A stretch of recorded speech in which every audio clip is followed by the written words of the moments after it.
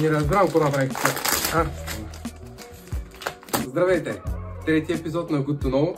Днес ще си говорим за това как като пристигне матрака, ще го отваряме, как да го развакуумираме, да го разстелим на подматрачната рамка и евентуално, ако и на нас са ни дали документи, да ви покажем къде стоят документи.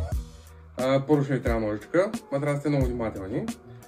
Матрака пристига в този вид единствено и само това, че матрака при нас е 80 на 200. Тоест при вас е по-високичко. Може и кашоните да са малко по-различни, когато пристигне при вас. Все пак това са си мостри за нас за магазина. И почваме отварянето.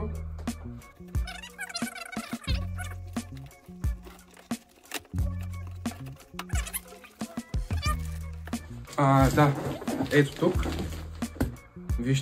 Вижда се гаранционната карта. Там не се вижда, на другата камера да покажем. Ето тук. Това е гаранционната карта, която е вътре. Това е един от документите, които ще ви трябва за регистрацията на матрака и за неговата гаранция.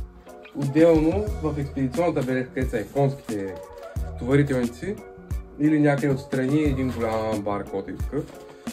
Там е другия код.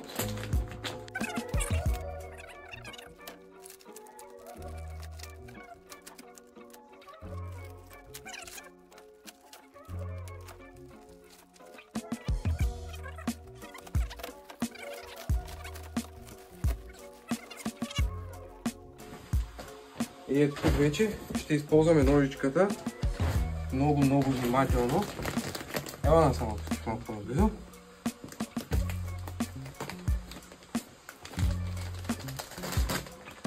Много надалеко от матрака, защото нараним ли го, вината ще става наша.